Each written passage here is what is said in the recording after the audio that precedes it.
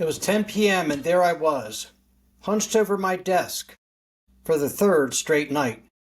My eyes were burning, my back was aching, and I was still reviewing discovery documents. I had built what everyone called a successful practice, winning big cases, earning respect, generating great fees, a very successful income. Then my phone buzzed. It was a text from my wife. "What should I do about your dinner?" And those 7 words stopped me cold. Here's what nobody tells you about our profession. The very thing we think makes us successful attorneys, that willingness to sacrifice everything for our work, is actually destroying our confidence in the courtroom. After 4 decades of practice, I've discovered that exhausted lawyers are not excellent lawyers. They're lawyers going through the motions of confidence while internally questioning every decision they make. And today I want to share with you how achieving true work-life harmony doesn't just make you a better person. It will build unshakable confidence in your practice. Welcome to the Free Lawyer Podcast. I'm your host, Gary Miles. You know what the great lie we tell ourselves is? It's the myth that our excellence requires exhaustion, that we're not a good lawyer unless we're burned out, that if we're not overwhelmed and busy, we're doing something wrong, that the measure of success is working so hard to the point of burnout. Those 80-hour weeks become badges of honor. We're proud of ourselves. Look how hard we work. Look at all we do.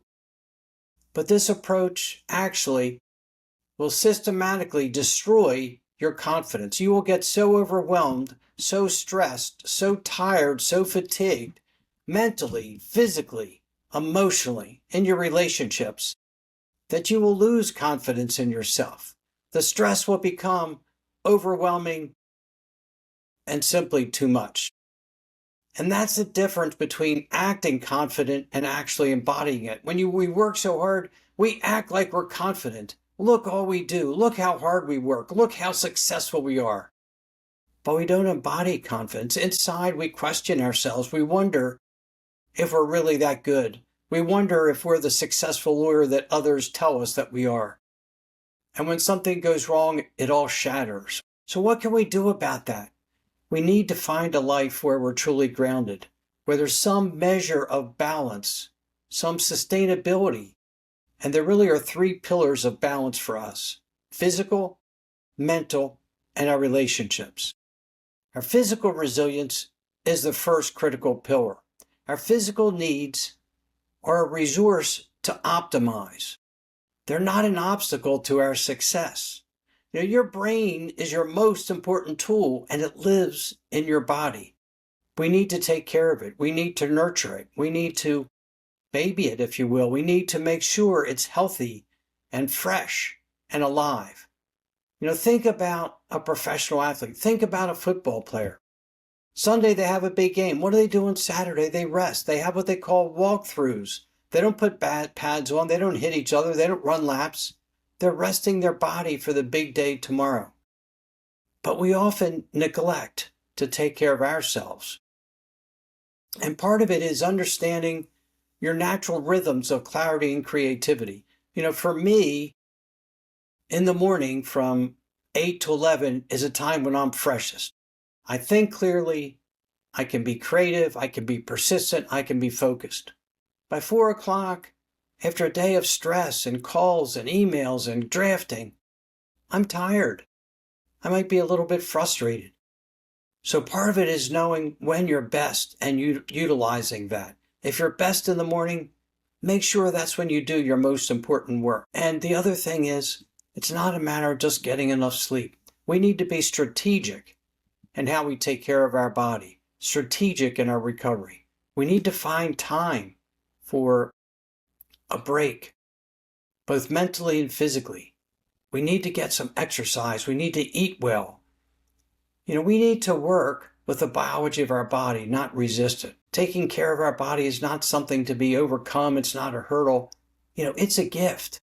And the better we take care of ourselves, the more energy we will have, the fresher we will be.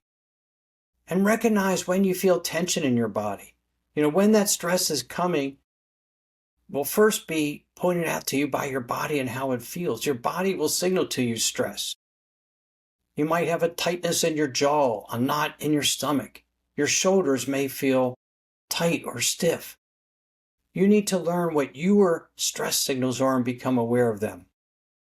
So taking care of your body is truly one of the most important things. Eating well, getting a good night's sleep, giving your brain a chance to relax and unwind. The other important thing is our mental boundaries. We need to protect our cognitive real estate. We need to protect our brain and its energy. And, in this day and age, our world is hyper-connected. We're always getting text and emails on our phone. And this is what we need to do. We need to find focused time for doing our deep work, for doing our drafting, our complicated contracts, our responses to motion for summary judgment. We need to focus on those times and then take some breaks during the day for mindfulness, for just clearing our mind, being aware of where we are and what we're thinking and what we're feeling. And that could be by taking a quick walk or a quick break. It could be by closing our eyes and refreshing. It could be by doing some breath work. I like doing 4 breaths in, holding at 4, and 4 breaths out on a count of 4. And we need to have transition rituals between our work and our personal life. We can't just run home and then start looking at our phone again and seeing what emails come in. We need to set up a way that we can move from being at work to being at home. Some pattern, something you do. It might be changing your clothes into something comfortable and relaxing and taking a walk around the block. It might be listening to a podcast that you find fun and engaging. It might be just sitting in your chair after you change your clothes, closing your mind on the office and opening your mind at home, and making a commitment to yourself to be truly present. The other thing that helps us to protect ourselves mentally is how you think about your work. Do you think about it as life or death? Do you think about it as stress and pressure? Or do you think of it as a time to do something you find fulfilling, to be of service, to be a skilled advocate for your clients? How you think about your work really will help you mentally.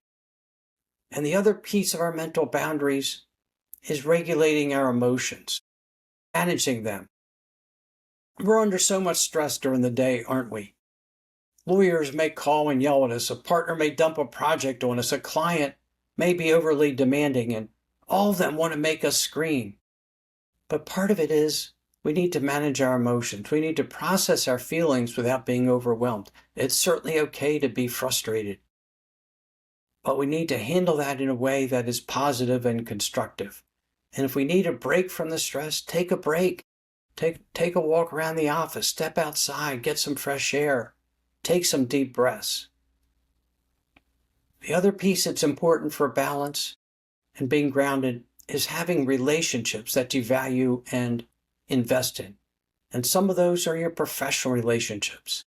Having lunch with your colleagues, finding some law school classmates who you're friends with, who you can stay connected with, getting away for a weekend or an evening, joining a bar association committee with folks you know, like, and trust.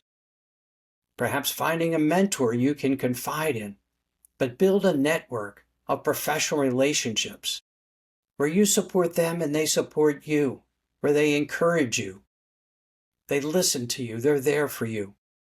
We're all going through the same things, and when you find another lawyer or a colleague or even a judge that can support you, it's really helpful. I was very active on the Lawyer Assistance Committee. We shared a passion to help lawyers overcome clinical depression or substance abuse or some other hurdle to their success. We shared that passion and that passion for recovery, and we would connect every month, and it was very uplifting and nurturing and nourishing. So find professional relationships that you can cultivate and you can build, whether at lunch or after work or on the golf course or at a bar committee, whatever it might be. And consider using a mentor who can encourage you and support you and advise you and hold you accountable. The other relationships that are important are our clients. They can be sources of energy, not drains. We need to be clear about our boundaries with them. Too many lawyers don't set any boundaries with clients. They're always available. And when we train our clients to expect that whenever they call, we'll answer the phone, or whenever they send an email, it'll be answered in 5 minutes, because when we do that all the time, they think that's how it works. Instead, set boundaries as to when and how you communicate with them. You'll return their calls within 24 hours, but not always when they call or when they email. You have windows when you communicate with them, and nights and weekends are your time unless it's an absolute dire emergency, and you can discuss what the dire emergency is. Be empathetic listeners to them. Speak clearly, and build your communication skills with your clients. When they feel like they're being listened to, it's so much better. And look at them as someone you're genuinely interested in serving. We became lawyers to find fulfillment in what we do. So when we come from a focus of fulfilling and serving our clients and solving their problems, and we have boundaries with them and we listen to them empathetically, they really can become a source of energy. They'll send us other clients. They'll send us a note, an email thanking us for our service. The other key relationships are your personal relationships, your spouse, your children, your siblings, your best friends. Maintain relationships with them. They are your foundation for being balanced. When no one else is there for you, your family always will be through the difficult times. So build and nurture those relationships and know that they're special to you. And then look for some meaning beyond your law practice, something in the community. It might be serving on a nonprofit board, leadership in a bar committee, mentoring others, something in the community that you find engaging.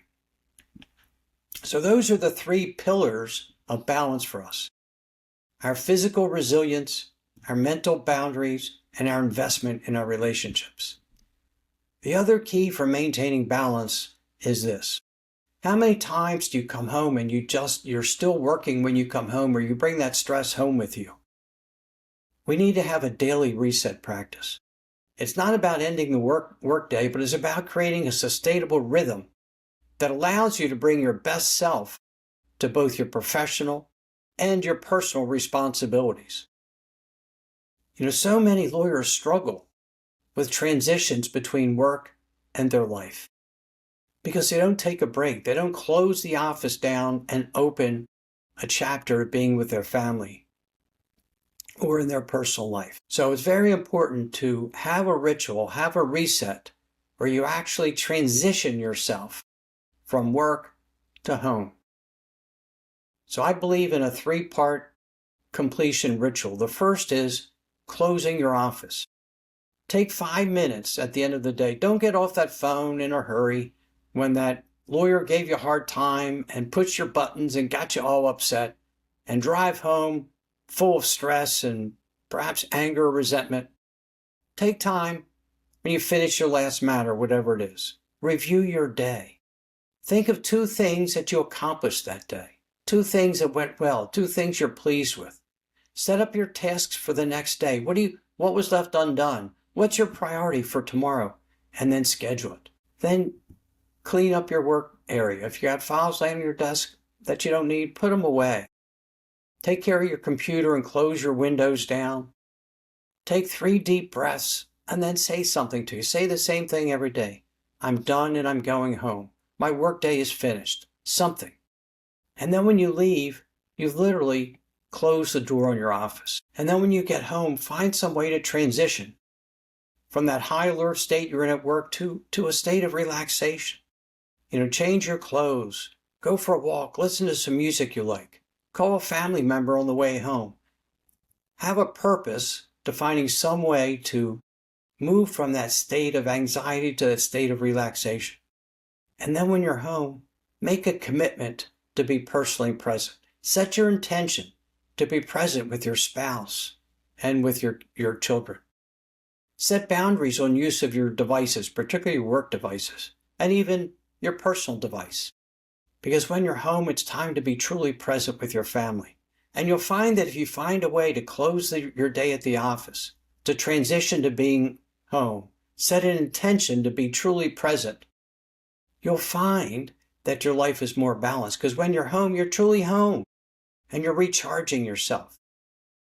I encourage my clients to have a weekly assessment practice. Ask yourself these kinds of questions. And this may seem corny, but it's so important because we don't take the time to take care of ourselves. Every week, at the end of the week, ask yourself these questions. What supported your well-being this week? And what didn't? Which days felt most balanced? And what made those days different? What energized you this week? Did you maintain your daily reset practice? Which relationships did you pay attention to this week? What activities energized you and which ones drained you? And how did your physical health support or hinder your professional performance? And then quarterly, look at the bigger picture. Are your professional efforts aligned with your values? Is your practice truly serving your life goals? Or have you unconsciously allowed your practice to be your sole focus to the exclusion of the other things that matter so much to you, your family, your health? I've seen too many lawyers get sick from working too hard, losing focus on their family and being miserable. So evaluate where you are. Is your practice one that you're happy with? Are you enjoying what you're doing? Is it serving your values? Why do I encourage this concept of being grounded or balanced? So many of us struggle with imposter syndrome, with self-doubt, with fear and worry. And when we have balance in our life, we really build unshakable confidence. We get confidence through clarity. When our brains are well rested and nourished, we think better. We think more clearly. We get a better perspective on things. When we get pressures coming from different directions or different choices to be made and their pros and cons, we have a better perspective. We can understand the different directions we might go. But most importantly, our practice is now sustainable. We're building our practice. We're building our life. We're living consistent with our values instead of being depleted and overwhelmed. And the compound effect of having a balanced practice is you have a reservoir of confidence. You're maintaining your boundaries. You're reinforcing your professional identity. And every month, you have this balanced living. It proves to you that excellence, being an incredible lawyer, and well-being are not mutually exclusive. And finally, you'll find that your presence under stressful situations, like a difficult client meeting or being in the courtroom, you're more authentic. You're more genuine. You're more human. You're more relaxed. You're more comfortable. Early in my career, I didn't have the thought of any of these. I worked too late. I didn't sleep too well. I drank too much. All of those things. And I was not thinking clearly. I was wasting time. I was not productive. But mostly I was full of fear and overwhelmed. And I learned that when I strove for balance, to really be with my family when I was with them, to transition smoothly from one matter to the next, taking a break and some breath work, stepping outside for some fresh air, that my best work happened then. And the relationships I formed in the legal community became the foundation of a balanced practice. Lawyers who I could reach out to when I was concerned or I had a question or I needed a break or I needed a laugh.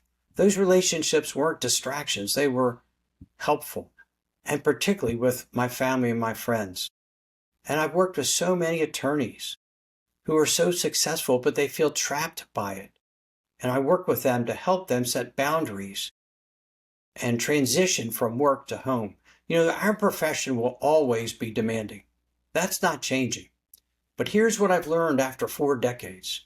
You have so much more control over how you respond to these demands than you think. You really have power over it. And the question isn't whether you can afford to prioritize balance. It's whether you can afford not to. Every day you operate from exhaustion and overwhelm and stress, you're making withdrawals from your account of confidence. Your confidence is being depleted. But when you choose balance, you don't give up professional excellence. You gain access to a more sustainable, more authentic version of it. Your clients deserve clarity, not chaos. Your family deserves presence, not perpetual distraction. And you deserve a practice that energizes you rather than depletes you. The balance brief is not about managing your time, it's about reclaiming your life. And when you do that, you don't just become a better attorney, you become a better version of yourself who happens to practice law with extraordinary skill, presence, and joy. This transformation is available to you right now. Not when you finish your current case, not when you make partner, not sometime when you're ready, but right now. The question I have for you is this: are you ready to write a different story about what it means to be a successful attorney? If this resonates with you, and if you're ready to build unshakable confidence through a balanced practice, I invite you to reach out for a courtesy coaching call.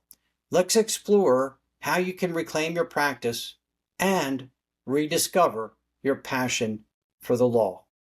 Thank you so much for listening to me today. I appreciate you so much. And as always, please be well, be safe, and be free.